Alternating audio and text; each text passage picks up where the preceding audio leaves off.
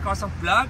So, lagyan ko na lang muna ng date yung mga video natin para hindi nyo makalimutan na. Today is March, month of March 2024.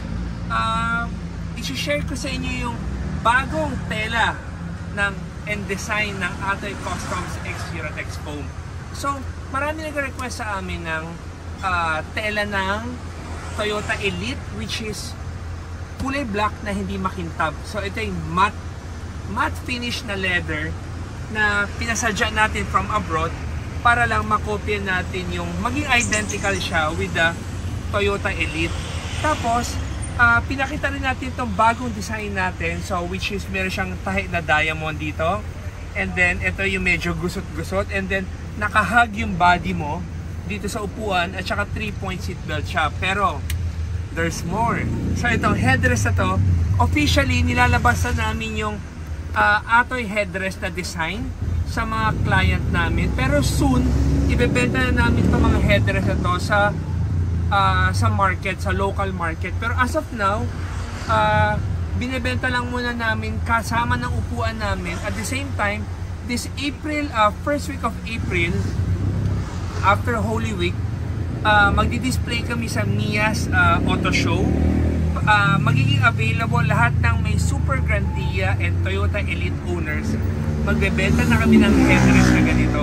So itong headrest na to ay magiging sobrang komportable. So lahat namin Toyota Elite and Super Grandia, abangan nyo itong headrest na to. Parang ganyan din ang lalabas sa upuan ng headrest niyo. Tapos yung mga mahilig rin sa mga upuan ng design ng Toyota Elite, this coming before May, magkakaroon na rin kami ng upuan na kamukha na ng Toyota Elite with the same leather.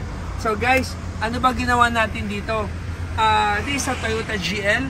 Niretain namin yung upuan ng driver and passenger, pero nilagyan namin ng 4 captain seats na umaatras abante, which is ito yun. And then nagsiswivel din siya paikot para kung gusto mong iharap doon sa kabila. So ito siya. Tapos, ngayon, tiyan mo yung headrest na to. Itong headrest na ginawa namin, sobrang salong-salo sa batok. At the same time, pag matulog ka sa biyahe, komportable ka, or ipatong mo man yung paa mo dito, or vice versa. Kung dito ka naman upo, patong mo lang rin yung paa mo dyan.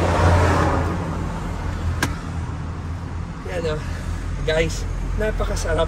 So, I'm sure marami mga ngailangan ng Atoy headrest na to. So soon ilalabas namin sa market. Ang gusto na namin pakita dito, pag meron kang Toyota GL, ito yung layout na pwede mong gawin. Pero itong upuan sa likod, halos masikip na. So in order for you na ma-recline mo siya at maatras abante mo, third and fourth seats. Kaya usually ang ginagawa namin, first 2 rows lang ang nagsiswivel, third and fourth hindi na. So this is the original Toyota jump seat. So para ma-maximize mo lang yung upuan na to, kailangan mo siyang buksan para ma-recline mo. So guys, I hope na gusto niyo itong bagong design na Atoy Customs. It's a 3-point seat belt din pala. Ito, naka 3-point seat belt rin yung mga upuan natin para for safety. So guys, thank you for watching our video, and kung interesado kayo, call our office at 3411-5858. So guys, thank you for watching, and always remember, Jesus loves you and God bless.